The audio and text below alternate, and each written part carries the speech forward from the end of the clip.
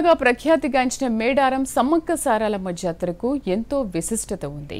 ఈ జాతరకు ప్రభుత్వ పక్షాన ఆహ్వానించబడిన ప్రముఖులకు జ్ఞాపికలను ఆదివాసీ గిరిజన కళాకారులతో ఎంతో ఆకర్షణీయంగా తయారు చేయించారు. జాతరలో ప్రత్యేక ఆకర్షణగా నిలుస్తున్న కొయ్య బొమ్మల జ్ఞాపికలపై దూరదర్శన్ అందిస్తున్న ప్రత్యేక కథనం. సమ్మక్క సారాలమ్మ జాతరకు ప్రతి ఏటా తెలంగాణ ప్రభుత్వం దేశ నలుమూలల నుండి వివిధ వర్గాల ప్రముఖులకు ఆహ్వానం పలుకుతుంది. వనదేవతలను దర్శించుకున్న ప్రముఖులకు అమ్మవార్ల ప్రసాదాలు జ్ఞాపికలు అందివ్వడం సంప్రదాయంగా వస్తోంది. అయితే ఈసారి వనదేవతల గద్దెల నమూనాతో ఆదివాసీ కళాకారులతో జ్ఞాపికలను తయారు చేయించారు. Koya cultural arts and wood craft ఆధ్వర్యంలో ఇప్పటికే 200కు పైగా జ్ఞాపికలను ఎంతో ఆకర్షణీయంగా తయారు చేశారు. పాయం సలీం నేతృత్వంలో గిరిజన కళాకారులు ఈ జ్ఞాపికలను తీర్చిదిద్దారు.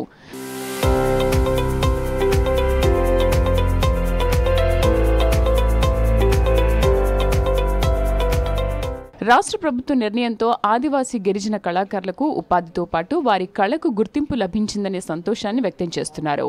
నేను చిన్నప్పటి నుంచి ఇది కోయ బొమ్మలు ట్రైబల్కి సంబంధించింది అంతా నేను తయారు చేసేవాళ్ళు సార్. డ్రాయింగ్ అయినా సరే చెక్కలు అయినా సరే ట్రై చేశాను.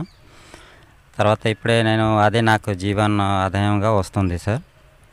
ఎందుకంటే చిన్నప్పటి నుంచి నాకు అలవాటు ఉంది. ఇప్పుడే కూడా ఇదే చేస్తూనే ఉంటా సార్. నేను ఐటీడీ అండర్లో ఇప్పుడే బొమ్మలు కూడా నేను తయారు చేస్తూనే ఉంటా సార్. మనకి ఏంటంటే ఇప్పుడే ప్రజెంట్ ఇప్పుడే కమిషనర్ ఆఫీస్ నుంచి మనకి ఈ సమ్మక్క సారక్క జాతరకి ఒక విఐపికి ఇస్తాం, ఒక చిన్న గిఫ్ట్ లాంటి తయారు చేసి ఇవ్వమన్నారు సార్. ఒక సింపుల్ పంపించాను, నేను ఒక 6-7 సింపుల్ పంపించాను. దాంట్లో ఒక సమ్మక్క సారక్క గదులు కూడా నేను తయారు చేసి పంపించాను. దానికి సెలెక్ట్ చేశారు సార్.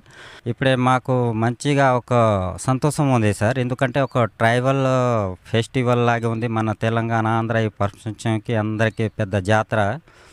ఇప్పుడే మన ఈ తయారు చేయాలంటే మాకు కూడా కొంచెం హ్యాపీగా ఫీల్ అవుతున్నాం. ప్రతి ఒక్కరు చాలా బాగుంది అంటున్నారు. ఆఫీస్ నుంచి కూడా మాకు బాగుంది అని చెప్తున్నారు. ఇప్పుడే అంటే మాకు కూడా కొంచెం సంతోషంగా ఉంది. Bureau report, Doordarshan news. ముఖ్యాంశాలతో వార్తలు ముగిద్దాం. నమస్తే.